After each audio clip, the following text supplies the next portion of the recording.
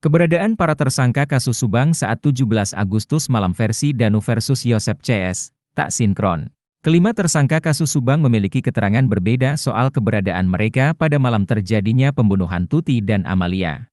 Tuti dan Amalia ditemukan tak bernyawa di dalam bagasi mobil Alphard pada 18 Agustus 2023 oleh Yosep Hidayah, yang sekarang sudah ditetapkan tersangka. Versi Danu.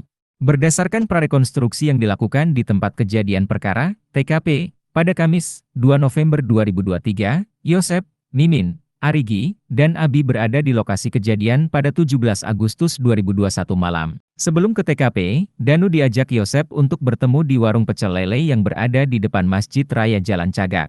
Kemudian, Yosep curhat mengenai masalah keluarga dan mengajak Danu untuk pergi ke kediaman Tuti dan Amalia.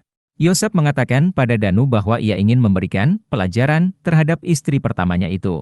Kepala Ditreskrim Polda Jabar Kombes Surawan menyatakan, Danu sendiri tidak mengetahui kapan Mimin dan kedua anaknya datang ke TKP. Danu hanya mengetahui Mimin sudah ada di dalam rumah TKP, kata Surawan kepada awak media usai prarekonstruksi, Kamis, 2 November 2023. Sebanyak 95 adegan yang diperagakan dalam prarekonstruksi ini semuanya berdasarkan pengakuan dan keterangan Danu, tak ada yang ditambah atau dilebihkan. Apa yang dilihat Danu kita peragakan, yang tidak dilihat oleh Danu ya tidak kita peragakan, ucapnya. Surawan menegaskan, kedatangan keempat tersangka termasuk Arigi di TKP mulai pukul 21 WIB diawali oleh Yosep dan Danu. Posisi Mimin maupun kedua anaknya datang saat kedua korban sudah tidur, hanya ada Yosep di rumah yang belum tidur. Selanjutnya datang kedua anak Mimin, disusul Mimin, imbuhnya.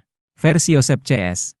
Mimin mengatakan bahwa ia bersama Yosep dan kedua anaknya berada di rumah pada malam terjadinya pembunuhan Tuti dan Amalia. Saya sama sekali tak pernah melakukan ataupun terlibat dalam kasus tersebut dan tak pernah ada di TKP saat peristiwa tersebut terjadi, ungkap Mimin kepada tribunjabar.id, pada Kamis, 19 Oktober 2023.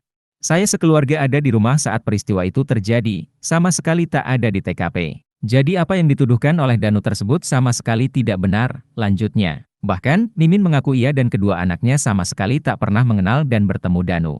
Saya sama sekali tak kenal sama Danu dan melihat Danu pun baru sekali saat proses olah TKP. Ketika itu Danu digigit anjing, katanya. Selain itu, anak Mimin, Arigi mengatakan dirinya berada di konter tempatnya bekerja saat malam kejadian. Arigi mengatakan, ia sempat pulang ke rumah pada 17 Agustus malam setelah menutup toko sekitar pukul 9 waktu Indonesia Barat.